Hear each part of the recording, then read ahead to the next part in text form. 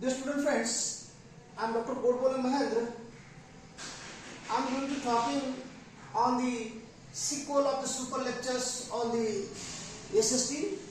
In the areas of the SST, we are having three subjects, that is history, geography, political science, and so on. In today's lecture, I am going to talk about the environment. It is one of the points which is associated with the geography, and this lecture is mainly made for the students of the CBSE in grade 7. Environment, we know it is made up of by the different kinds of the components, either maybe the biotic and abiotic. बघा, environment जे आहे आपला हे दोन घटकांनी बनलेला आहे. Those are suppose to be biotic. Biotic म्हणजे जैविक आणि अबायोटिक. अबायोटिक मतलब अजैविक. अजैविक.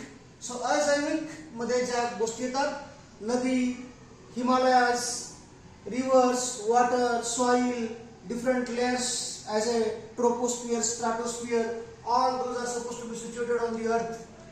ओके, तर ह्या गोष्टी आहेत ह्या आपल्याला एन्व्हायरमेंट मध्ये अबायोटिक घटकामध्ये येतात. आणि बायोटिक घटकामध्ये आपण living organisms, maybe microbes, human being, prokaryotes, eukaryotes, या सगळ्या जीवजंतूंचा आपण अभ्यास करतो. आणि ह्या लेक्चरमध्ये आपण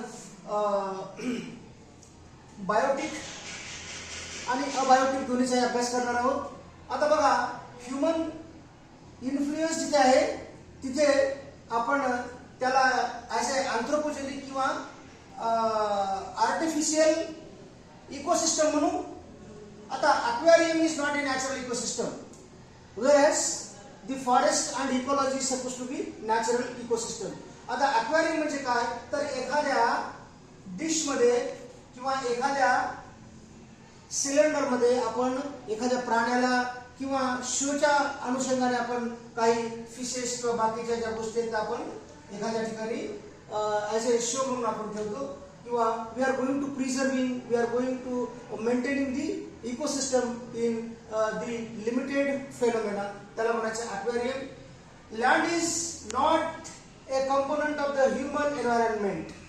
ह्युमन एन्व्हायरमेंट मध्ये ज्या गोष्टी येतात त्या येतात रिलिजन, धर्म येतो ह्युमन बिईंगच्या कनेक्शन मध्ये, कम्युनिटी येते, and those are the components of the human environment. Human environment मध्ये पण रोड्स आहे, बाकी हे सुद्धा ह्युमन एन्व्हायरमेंट मध्ये येतात. आणि ग्रोईंग पॉप्युलेशन हा एक महत्वाचा इश्यू आहे, त्याच्यावरती आपण बोलणार आहोत. ग्रोईंग पॉप्युलेशन मतलब जी काही वाढती लोकसंख्या आहे त्यामुळे आपल्या रिसोर्सेसवर कसा ट्रेस येत आहे, ताण येत आहे, त्या संदर्भामध्ये आपण ह्या लेक्चरमध्ये बोलणार आहोत. That man modifies the environment. Human being is going to constantly modifying the environment. मानव ह्या वेगवेगळ्या गोष्टींच्या अनुषंगाने एन्व्हायरमेंट हा मॉडिफाय करत आहे. जसं की मायनिंग आहे, बाकी दी इन्फ्रास्ट्रक्चर डेव्हलपमेंटच्या अनुषंगाने किंवा बाकीच्या अनुषंगाने आपण विकास करत आहोत. म्हणून आपल्याला जे नॅचरल इकॉलॉजी आहे किंवा नॅचरल एन्व्हायरमेंट आहे ते आपण मॉडिफाय करत आहोत. नॅचरल इकोसिस्टम काय आहे, तर natural ecosystem is a biological community. ह्या नॅचरल इकोसिस्टम मध्ये आपण कशाचा विचार करणार आहोत, बायोलॉजिकल कम्युनिटी. जो चॅप्टर पहिला आहे ग्रेड 6चा CBSE, तर त्यामध्ये बायोलॉजिकल कम्युनिटी हा कॉन्सेप्ट आहे. आणि बायोलॉजिकल कम्युनिटी आपण त्यांना काय म्हणतो की those are the living one. We are the living organisms, may be the microbes, plants, animals and non living organism. ह्या दोन्हीचा जो काही संगम आहे ते आपल्याला एन्व्हायरमेंट मध्ये पाहायला मिळतं. त्यांचं इंटरॅक्शन सातत्यानं आपल्याला पाहायला मिळतं. And their functions together without the human interference. त्यामध्ये आपल्याला ह्युमन इंटरफरन्स दिसत नाहीये. But these ecosystems are the self sustaining.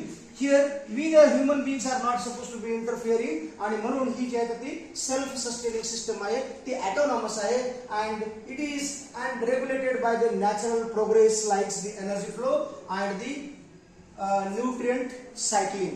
ह्या गोष्टी आपल्याला ह्या नॅचरल इकोसिस्टम मध्ये बघायला भेटतात. आता नॅचरल इकोसिस्टम मध्ये पेड आहेत, पौधे आहेत, लिव्हिंग ऑर्गॅनिझम आहेत, पाणी आहे, हिमालया, रिव्हर्स. बघा ह्या चित्रामध्ये ही अनडिस्टर्ब्ड इकॉलॉजिकल सिस्टम आहे, ज्यामध्ये आपल्याला म्हणजे the last predator as a tiger आपल्याला पाहायला दिसतो. And this is a beautiful scenery or the beautiful landscape we can see in this region. आणि याला म्हणायचं that is a natural ecosystem. Environment मध्ये अक्वेरियमचा मी अगोदर संदर्भ तुम्हाला दिलेला आहे. What is aquarium? Aquarium is aquarium or a aquaria is a vivarium of any size having a at least one transparent side in which the aquatic plants. आता ह्या अक्वेरियम मध्ये आपण काय करतो, तर अक्वेरियम मध्ये आपण काय करतो, त्यामध्ये एक बाजूनी ट्रान्सपरंट आहे अक्वेरियम मध्ये, आणि यामध्ये आपण प्लांट्स किंवा animals we are going to keep and we are going to display it. आपण ह्या एका साइड ट्रान्सपरंट असलेल्या एखाद्या बॉटलमध्ये किंवा एखाद्या बॉक्समध्ये, जे की प्लास्टिकचा बनलेला आहे किंवा काचेचा बनलेला आहे, त्यामध्ये आपण एखादी सिस्टम डेव्हलप करतो. That is suppose to be aquarium. आणि फिश कीपर्स किंवा आपण म्हणू शकतो अक्वेरियमला, and that fish keepers uses the aquarium to keep a fish, invertebrates or the amphibians, aquatic reptiles such as the turtles and the aquatic plants. कुठल्या पण plants किंवा ज्या छोट्या छोट्या मच्छी आहेत किंवा छोटे फिशेस आहेत किंवा टर्टल सारख्या गोष्टी आपण एक शोच्या अनुषंगाने आपण एक लिमिटेड फेनोमेना किंवा एका नियंत्रित अशा आपण रिजन मध्ये आपण एक बंदिस्त इकॉलॉजिकल सिस्टम आपण म्हणू शकतो. And that is not in natural. What is aquarium? This is aquarium. In this aquarium, this is supposed to be a transparent box. आणि ह्या बॉक्स मध्ये आपल्याला वेगवेगळ्या प्लांट्स दिसत आहेत, छोट्या फिशेस दिसत आहेत, रॉक्स वगैरे ह्या ज्या गोष्टी आहेत त्या आपण आर्टिफिशियली वेन प्रिझर्व केल्या किंवा टाकल्या त्या आपण बॉक्स मध्ये. ठीक आहे. तर विद्यार्थी मित्रांनो, land is not a component of the human environment. Human environment हा म्हणजे लँड जे आहे ते लँड आपल्या फेनोमेनाच्या संदर्भात नाहीये, but the religion and the कम्युनिटीशी आपण कनेक्टेड आहोत as human being. Land is not the component of the human environment, where as the religion, community are the components of the human environment. आपलं जे environment आहे तर कम्युनिटीनं बनलेलं आहे, आपलं एन्व्हायरमेंट हे रिलीजननं बनलेलं आहे. Land refers to the solid dry surfaces of the earth excluding the bodies of the water.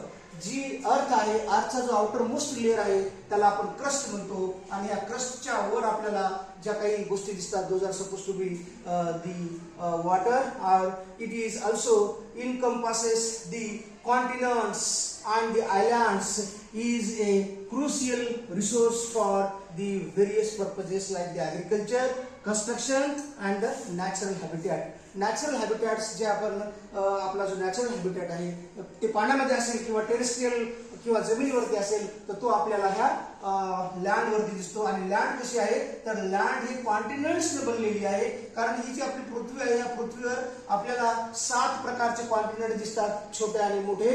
आणि हे continents those are suppose to be the slabs, those are the tectonic plates and those are moving towards each other. That is also the most important phenomenon, and that's why our earth is supposed to be a living planet. This is a land. Human being is also modifying the environment. मानव हा स्वतःच्या कम्युनिटीच्या अनुषंगाने environment हा सातत्याने बदलत आहे. Ecological balance सुद्धा बदलत आहे. क्लोरोफ्लोरोकार्बन्सच्या सातत्यानं क्लोरोफ्लोरोकार्बनचं जे काही इमिशन होत आहे त्यामुळं ग्लोबल वॉर्मिंग होत आहे. अशा अनेक गोष्टी जे आहेत त्या आपण निसर्गामध्ये बदलत आहोत. And how the man is going to modify the environment. आता आपण मानव ह्या विकासाच्या मायनिंगच्या अनुषंगाने किंवा बाकीच्या गोष्टीच्या अनुषंगाने आपण इकॉलॉजिकल बॅलन्स हे इम्बॅलन्स करत आहोत. The man how he is going to modify the environment. The human is significantly modify the environment through the various activities like the deforestation. सातत्याने आपण जे लँड इन्क्रोचमेंट होत आहे, already we are having very limited land mass, आणि सेटलमेंटच्या अनुषंगाने वाढती लोकसंख्या किंवा बाकीच्या गोष्टींमुळे काय होत आहे की आपण डिफॉरेस्टेशन करत आहोत. आणि डिफॉरेस्टेशनचे बरेच इम्पॅक्ट आपल्याला निगेटिव्ह इम्पॅक्ट दिसत आहेत. त्यामुळे काय होत आहे, पोल्युशन अँड अर्बन डेव्हलपमेंट होत आहे, and land is going to reducing, and these actions impact the ecosystem. Ecosystem disturb होत आहे, आणि जे काही जीवजंतू आहेत किंवा जे काही जैव विविधता आहे त्याच्याशी धोका होत आहे. And climate, natural resources often leading to the negative consequences. For the instance, deforestation reduces the biological diversity or the biodiversity. जी बायोडायव्हर्सिटी आहे, जी नॅचरल सेटअप आहे तो डिस्टर्ब होत आहे. म्हणून रेड बुक डेटा जो आहे तर रेड बुक डेटामध्ये आपल्याला 3-4 प्रकारचे आपल्याला संदर्भ आलेले आहेत. That is the species which are going to vanish from this planet. तर हा रेड बुक डाटा हा युनेस्कोने पब्लिश केलेला आहे. आणि अशा पद्धतीने आपण we are going to destructing our own environment and this is very much dangerous for the ecology, or we are going to imbalance in the ecology. How the man is going to modify the environment? This is supposed to be a phenomena where a lot of trees are supposed to be cut down, and this is what we can say it is a deforestation. Forestation is very important for the sustainable development of the ecology, but we are going to reducing it. And at another way, we are also going to constructing the different kinds of the bridges, water bodies, okay, for the agricultural point of view, and at that time also we are going to disturbing the life cycle or the ecology or the ecosystems of the particular regions. So this is a phenomena. So there are the various kinds of the minings are also going to exploiting the resources, and during the exploitation we the humans are supposed to be creating threat to the ecology, and how we may say we are going to modifying the environment by means of the such kinds of the activities. तर दुसरा जो मुद्दा आहे आपला तो problems of the growing population in the environment. एन्व्हायरमेंटची जो संदर्भ आहे ग्रोइंग पॉप्युलेशनचा तो कसा आहे तर पॉप्युलेशन हे सातत्याने इन्क्रीज होत आहे. सुरुवातीच्या काळामध्ये आपण दुसऱ्या क्रमांकावर होतो, पण आपण आता 1 नंबरवर आहोत on the in the condition of the increased population. The increased human population leads to a greater demand for the resources like the food, water and the energy.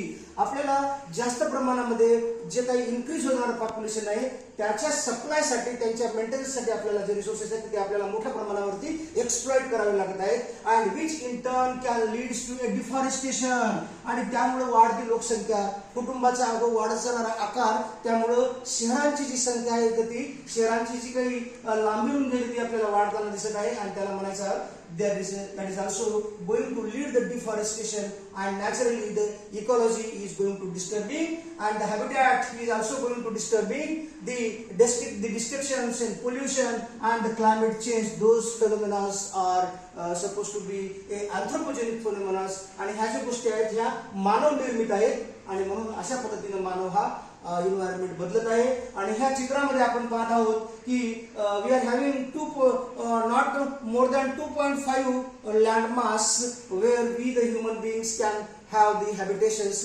As far as the concern of the Indian subcontinent.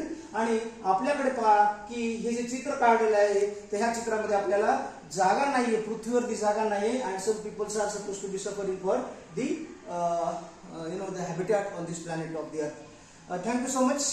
तर हा जो video होता तो 7वीच्या विद्यार्थ्यांसाठी बनवलेला होता. CBSE बोर्डाचे विद्यार्थी जे आहेत त्यांच्यासाठी हा व्हिडिओ बनवलेला होता. मराठी आणि इंग्लिश अशा दोन्ही भाषेचा वापर करून, खास करून विद्यार्थ्यांच्या लक्षामध्ये याव्यात दोन्ही अंगाने मराठी आणि इंग्रजीचा वापर करून हा व्हिडिओ मी आपल्यासाठी बनवलेला होता.